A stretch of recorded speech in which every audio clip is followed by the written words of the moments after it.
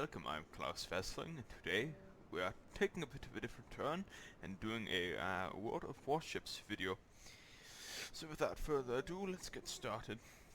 So today I will be taking out the Tier 4 Japanese light cruiser, also known as the Kuma. This ship was built in 1917 during the very end of the First World War, and she survived the First World War, obviously coming in very late, and throughout the 20s and 30s, just used as one of those interwar ships, and then come during the Second World War.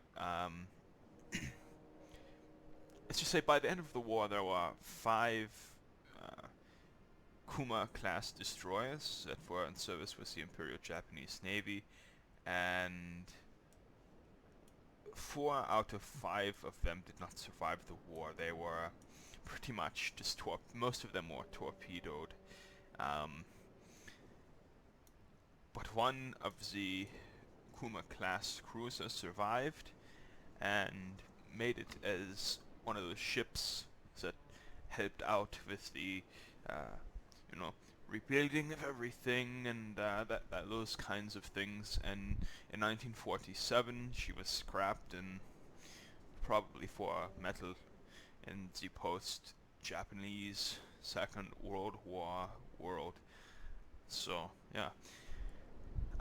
In World of Warships, however, the ship it's fantastic. So that's the least I can say. I mean, the greatest thing I can say. I mean, words cannot describe how much I love this cruiser. I was around. Well, obviously now this is the open beta, so I'm allowed to make videos. But I've been around since the closed beta of World of Warships, and under the disclosure agreement, I could not post or show anything, pretty much, about World of Warships without permission for wargaming. So I didn't feel like try to go for for that kind of trouble and hassle. So I just abide by the rules. Us Germans love rules. As much as we get made fun of for that. But so yeah, we pretty much I pretty much just waited, and now it's open beta, a little bit past the full release of the open beta, but nevertheless it's still open beta. The ship is very good. I love it. This right here is the completely maxed out setting. It has 24,200 hit points. One aircraft on a catapult. As you can see here, it has the not the consumable, but one of the crew parties you can use. Like there's a repair party, regenerate your health party, that kind of party. Except it launches this on the catapult 3 times, or it can launch it up to 3 times. And basically, what it does is, it automatically engages the targets in the air. You don't have to hold down control and click on something to give the plane something to fire at. It will automatically launch and go up and shoot anything without you having to practically lift a finger. So that's out of the way for those two. Main battery, it gets 7 140mm guns. As you can see, 1, 2, 3, 4, 5, 6, and then the last one. Oh, I'm sorry, 1, 2, 3. Oh my god, this is one. Oh, I'm so crap. 1, 2, 3, 4, 5, 6, 7. And let me just say that the guns on this thing, they are freaking-tastic. They are beautiful guns. There's no word I can use to describe literally how good these guns are. When you're pointing all your guns either full port or shall I say broadside, on either port or starboard side, there will always be 6 guns pointing one direction. So obviously 6 out of 7 available guns will be pointing in either of directions, port, starboard. There's up to a certain angle, stern and bow and everything, that it won't have all the guns pointed, but that has to be at a really steep angle, as you probably would have guessed. The reload on these guns, I mean, they're pretty fast. 10 rounds a minute, that equals out. If you divide 60 by 10, you get 6 rounds a minute. So basically, as soon as you fire,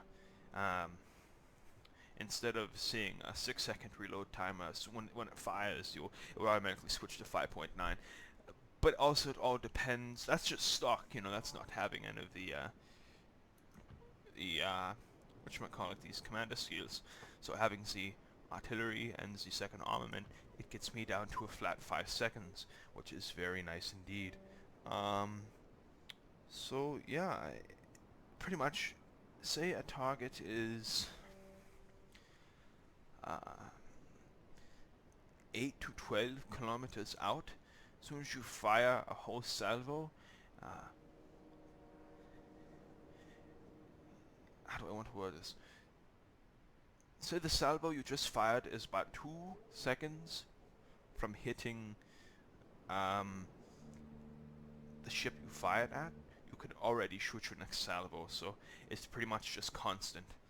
I mean, the fire on this thing is very quick. I could not have asked for a better firing rate. Now, it's always... I really like the fast firing rate. It's something that I wish I had on my Japanese destroyers. My friend, whom eventually, hopefully I can get a video with, he has the Tier 5 American Nicholas class destroyer, Tier 5. It has a 5-second reload, just as much as these guns are, and my Minakaze, if I'm not mistaken, has more like a 8 to 10-second reload on the guns, and yeah, you have to sacrifice a lot when you drive Japanese destroyers, just to be able to have a superior torpedo range and even speed. So yeah, there's 7 of these guns. The max firing range for a cruiser of this tier, it's very, very nice. 12.4 kilometer max firing range. It's not bad at all, and it really does make the ship worthwhile. It enables you to stay out of I'm not going to say out of a battleship's range. I mean, if you see like a South Carolina, Myogi, Kawachi, anything of that, like that, for those tiers of battleships, you're pretty much, for a majority of the time, 12 kilometers, depending on exactly what ship, you can be out of their range. Or if you are in their range, it's very hard for you to be hit by them, because they have guns. They are more inaccurate at long range, just as you would expect. So overall, it really is just a beautiful ship. I could not have asked for a better tier 4 cruiser. Well, I can, but we have to wait for the German tree to be out. I know, I'm biased towards the Germans. What do you want? It's my homeland. Anyway. So here we have the... Next we're going to go on to Torpedoes. It has 1, 2... only 2 launches, I'm sorry. Yeah. Only, oh no, I'm sorry, there are 4 launches. I totally forgot that the Japanese start to have them in here. Yeah, there are 4 2-tube launches, and they shoot 533mm torpedoes. And for this thing to have torpedoes on both sides, it's very nice. Like if you look here, for example, at the Minakaze, it only has the torpedo tubes in the middle. Sure, it may be quite, a lot, but you can only fire them at one side per time. And if you look at, for example, for say the US tech tree, let's take the Nicholas for example, since we are just talking about that. It has torpedo tubes on both sides of the hull. So basically you can turn, say you have a battleship here, you can turn, shoot the torpedoes this way, turn around, and you have a fresh new set to shoot even more that way. So that's one thing good about the American destroyers, but I like the torpedo speed and range more. But for a cruiser, the torpedoes here are very generous range. 7 kilometers, fantastic. That's very good enough. That's pretty much a near higher tier range, same range as these torpedoes here. So it's very nice. Speed on them, if I'm not mistaken, are pretty decent. They are the 57. It could be better. I like the Type 92 on the Minakaze, but so that's the torpedoes, the AA. It's nothing special, but at least it has something to defend itself. Maximum speed 34.7 knots. That's decently fast. I mean, that's actually around the equivalent speed of the Isokaze. So that's always nice. Turning circle. I mean, it's a cruiser. I mean, it's more maneuverable than a battleship, obviously, but it ain't going to be no destroyer. So, you know, it's decent. And the rudder shift time 7 seconds. Not bad. Concealment, depending on what your playstyle is or how you want to play this cruiser. 11.3 kilometers surface detectability range. That's pretty, how do I say, that's a pretty big detectability range if you look compared something to a cruiser, which is 5.9. So yeah, I mean it's a real big range to be spotted at, and it's kind of yeah, it could always be the difference between life and death. But again, it's a cruiser. It's not going to have destroyer detect hidden ability, so you know it's not going to be the most perfect in the world. At detectability range, you're going to get spotted by aircraft no matter what. If an aircraft cannot spot this, then there's something wrong. Anyway, so yeah, that's pretty much it for the stats of the ship. It's a very beautiful ship. I know what I'm about to do, it goes against what I do, but what I'm gonna do is hit the battle button, and as if I'm not mistaken from my K4 War Thunder rambling video, I think I stated my issue with trying to get a perfect video. If not, I'll say it. If I did say it was just a recap. The thing I like making videos, even though right now the subscriber base is not all that much, but you have to start somewhere. So I love doing videos regardless. But the problem for me is, for me to be able to make at least videos that I think are worthy enough to be put up on YouTube, I normally like to get a good recording and then go back with shadow play or whatever it is and record while watching the replay.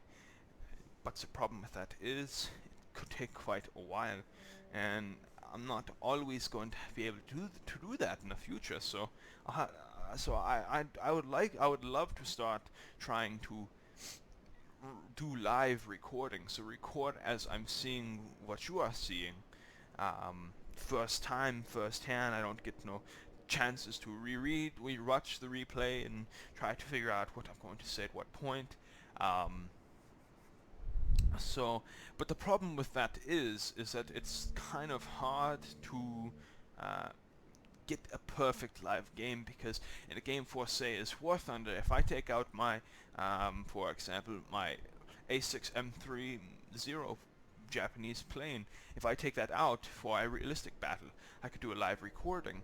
The problem with that is I could get shot down very early or not do a very good enough game, and you can't really get a good feel for the plane. You can't really see it at its best strengths. Sure, I could show several replays, but then again, for how long it takes for me to just, you know, do the commentary in the hangar or port or whatever, it takes me quite a while, because, you know, from one of my earliest videos with the Jagdpanther, I love to go in depth on something. You see, excuse me again, you see these videos where people just briefly go over it. They say, oh, it's a tier 4 cruiser, and yeah, just blah blah blah. No, I like to go in depth, trying to give a little bit of a historical background, and go more in depth for what it has and what it can do and stuff like that. It could be a way to get, you know, new people to watch the channel, and, you know, I'm all about trying to hopefully eventually provide a good watching experience now. Right now, like I said, I don't have very many subscribers, but the ones that I do have, they've come to watch my videos. They can watch my videos, and then possibly tell me, you know, give me hints or give me tips what I can improve. But one thing, I know it's turning into a rant, but one thing I will not change is you know, my beliefs. I'm not going to change to try to appease anybody, and I've said that over and over, so there's no need to explain. But that's what I like to do. I like to go in depth on subjects and be able to provide as much information as possible. I could have given much more examples and historical background on the 5 Kuma class cruisers, but this video is kind of abrupt. I'm doing it kind of on a schedule today. I have to run around and, you know, with a friend later on, so I'm trying to make this video before I get ready and such. So yeah, I mean, I could probably sit here and talk for 1 or 2 hours about one particular subject, whatever I'm reviewing or making a rant video about. So, but that's just me. Alright, enough of the chit chat. Let's get started into a battle. But yeah, that's pretty much the problem, though, with me. I feel it's kind of hard to get a perfect live game. I don't know how these more famous YouTube people do it, unless they do several takes of a live game until they get it right. But when you're running on a schedule, you can't always do that. So here we have a very decent game, a mainly tier 3 and 4 lobby, so it's going to be pretty good of a game. Only, I think, one tier 5. That's in Omaha. They're nice because you can light them on fire with the high explosive from the cruiser. That leads me to another discussion, which I'll make a more in-depth video at a later point in time, like I say on most of my videos, on whether or not to fire high explosive or armor piercing shells. The problem with that is people think, oh my god, look at the battleship. I'm in a cruiser or destroyer. I need to fire armor piercing to be able to penetrate it. No, you don't. Anytime I drive my cruisers or destroyers, I shoot high explosive. Not only does it seem to do more damage, but it also lights them on fire like a bitch. So that's always nice. Only time I really ever fire high explosive is if I am in a battleship, because those guns are so big that you don't really need to worry about over penetration, and when a shell hits, it's going to fragment and destroy a lot of good things. Anyway, so yeah, just enough of the rambling, and let's get on to the gameplay now. We are here on New Dawn with a domination game. I'm not all that too particular on the domination games, particularly because a lot of people don't like to, they don't really like to go and cap. I mean, at the beginning of the game, sure, but when people start dying, yeah, they just pretty much like, no. But as you can see from the little ship icon in the left of the corner, there are 6 guns that are greenish blue, so turquoise, I should say. There are 6 are pointing in one direction at one time. The 7th gun, which is you see right here, it's not doing anything at this point in time. Luckily for that, Omaha is just out of my range of 12.4 kilometers. It may not seem like a lot, but I mean, compare 12.4 to 15.7. It may seem like a big difference, but it really is not 3 kilometers. Yeah, when you're talking about naval and whatnot, it's not that much of a difference.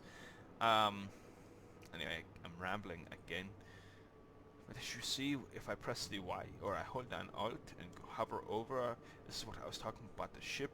Well, it's the ship, it automatically attacks enemy aircraft, active for 360 seconds, which is not bad at all. The enemy team has taken the lead. It seems like they always take the lead when I play. Like right now. Torpedo bombers are incoming. I will launch the plane and he will attack them. St. Louis's, they are a very annoying ship to face. Their guns really like to fire. Their guns are nasty. They're nasty. Guns are on fire. I love the guns in this thing. See, pretty much before the shovel I just fired hits the ship, I'm already setting out another one. This is why this thing's so deadly. I love this thing. It is a really good ship. Takes that American.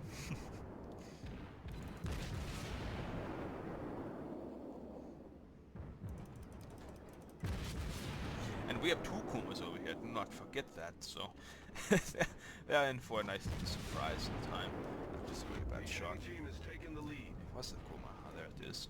I couldn't find the other Kuma right now. See, and right now no one's going to want to cap. They're all just going, if you look at the minimap, they're all just going to come over here and they're going to disregard B. Yeah, I don't really like domination. I think they could have done a much better job and just have an all-out kill and shooting fest mode. I think it'd be much better, at least for me.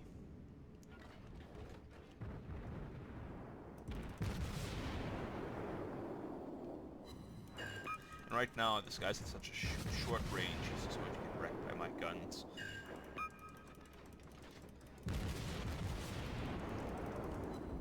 That does mean, however, that I can't just... Oh wait, that could have been an easy kill right there, but it was not. Right there. Yeah.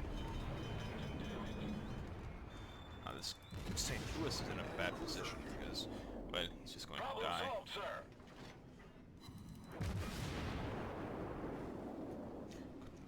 Probably move the shots over to the right a little bit. There we go. I was going to turn broadside and start shooting at me, and I have to pretty much try to make his HP equivalent to mine in some time that it takes for him to look his guns over here. That way it's kind of an even playing field by the time his guns open up. But the way my guns are wanting to miss right now, might be a possibility. I don't even think he's going to look over here, even though it would be smart because I'm the biggest threat to him. No, I don't think he's going to look over here. It's kind of a silly little thing or a question mark. Oh, what is that firing at me? Another St. Louis. See what I mean? These things are, they are, I'd say, cancer, but they are really annoying to face. They are really a more noob-friendly ship, I should say. If I dare say that as well. They are really easy, they are fast firing, have a lot of guns, like this thing. Except I think it kind of takes a little bit more cooperation to use the Kuma. I think I may be wrong, but I've only had the St. Louis for quite some time. And a little bit faster firing shell, and that would have been a kill for me. Oh, he ran aground. That's always one of the last things that you want to do. Now he's going to start firing at me. Since that other guy is dead, he's going to start firing his attention over here at me. Not only that, but to worry about the carrier that's to my eastish.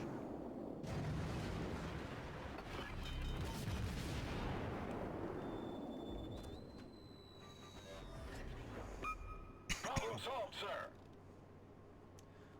Come on, turn the... Oh, never mind. Thank you, Destroyer. You really helped me out there. As much as I'd love to go for the carrier right now, you know what? I'll let those destroyers try to go back to the capture. I'm going to go for the Hosho class aircraft carrier right now. But overall, this thing is very nice. It's a very nice. Scheiße. Probably would be nice to be able to fire. Crap. Launch his torpedoes. He had to have. It's the AA. Torpedoes, direct front. Yeah.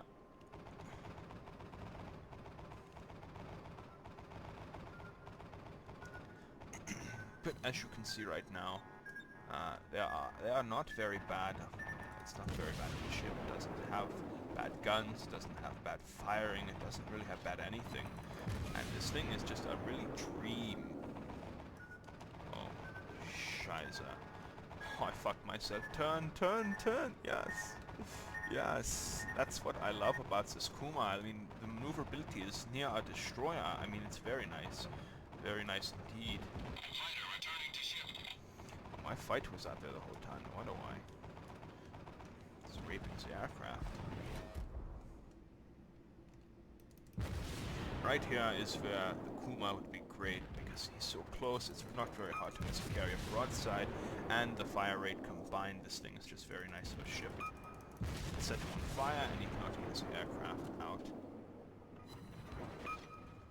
All I have to do is just, when he's on fire, try to shoot more near the rear, but when he's moving, it's kind of a pain to worry about.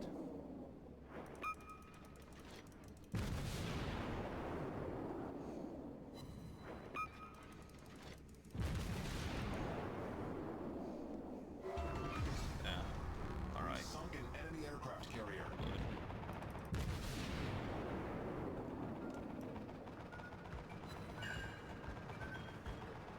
I'm going to eat this. Oh no, no, I can avoid it! Oh yeah, that's great! I love this thing, it's so nice. Did you see that, people? This is why I love this cruiser, it's so maneuverable. It's so nice.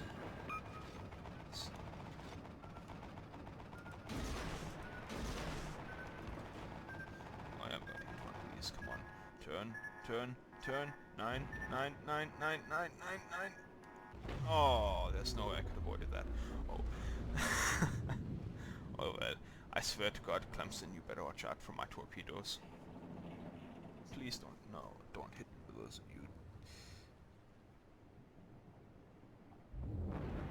You dumbass. Blown up an allied destroyer. What? I don't understand. What the fuck? You fucking dumbass American bitch. Yeah, now he's going to turn it on me. Yeah, fuck you, asshole. This is, you know, this is another, I guess I will, I guess this will be another rant vid part discussion about Americans. This is the problem I have. Now you might say, well, you're living in America, so you can't really complain. Yeah, I can. The whole point about trying something or doing something is to learn, take notes, etc., etc. And if you're trying something new or doing something new or visiting places, you can criticize. You know, if you're paying for, things, you can criticize. And they think that they do nothing wrong. Those torpedoes fired from a long ways away. He saw them coming a long time. When you're friendly, you don't have to worry about surface detection range for torpedoes. You don't, because you always see them coming, and they'll be on your radar that goes beep, beep, beep, much more farther away than it would be if you are an enemy. And he knew those were there. He could have turned and slowed down much earlier than he did, but he didn't. You see that tunnel visioning or worrying about getting off the last shots or torpedoes. So there is no excuse to why. I'm not saying I'm the best player at this game. I'm much better at, for example, War Thunder, but still that doesn't mean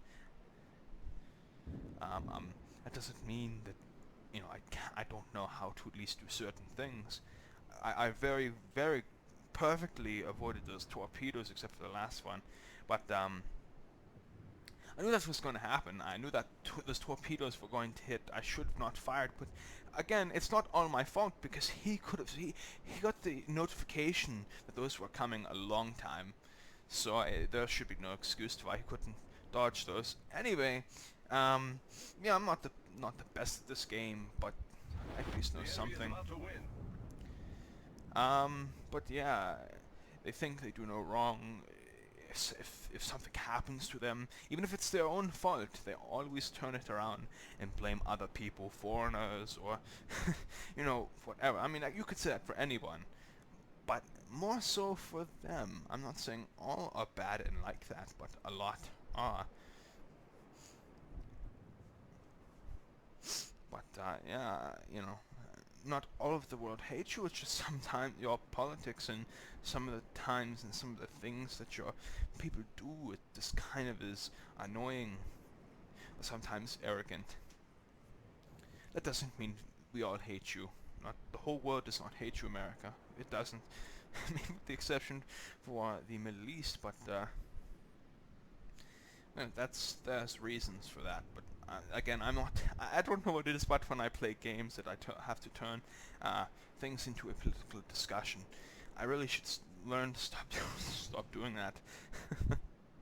But yeah, I save those for separate political discussion videos. But those are to come soon. But I have to find time to do things with my busy schedule and work, and it's just a busy time for me for what I do with work.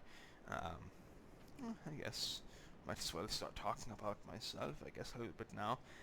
If you may wondering what I do, well, if you know, it's summertime, and where I work, it's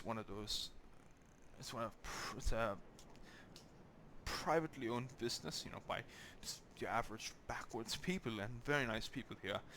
For being German, you think that the rednecks are like foreigners. Yeah, they do. We hate them, but no, rednecks not. All rednecks are pretty much like that. Like if you come here, legally, and you do things the right way, and you're not ignorant to them. They're very nice people. But yeah, I just I work at one of those privately owned lawn and garden care places. So during the summertime it's very busy, and in the winter it also will be, salt and yeah, those kind of things. Anyway, as you can see here, the results were very good for a defeat and a team kill that wasn't completely my fault. I'll take some of the blame. I knew because intuition told me not to launch those, but I did anyway. But then also, again, he could have avoided those easily. But 100,000 credits for a defeat is not that bad.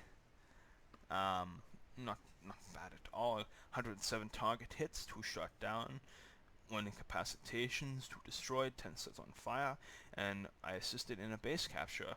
I could have 37,000 more credits, but somebody didn't avoid out of the way. First blood, team score, top 1 experience earned, and I did very good damage. Very good indeed. But even on a loss, I'm pretty happy with that replay. I'm pretty happy with that result. It could have been a lot worse, but 107 hits, I mean, it shows. That's pretty much the whole point of doing one of these videos. I wanted to try to show at its best the fire rate, the damage this thing is possible and capable of, and this video did exactly that, regardless of the fault of the loss. And even though we lost and there was a little team kill incident at the end, it turned out to be a very decent replay. It's not the greatest. I'm not saying I'm the greatest. It's not one of those replays that that are there for strictly how well I did. I just wanted to show off what this ship is capable of doing. The speed, the maneuverability, and the fire rate of these guns. How many?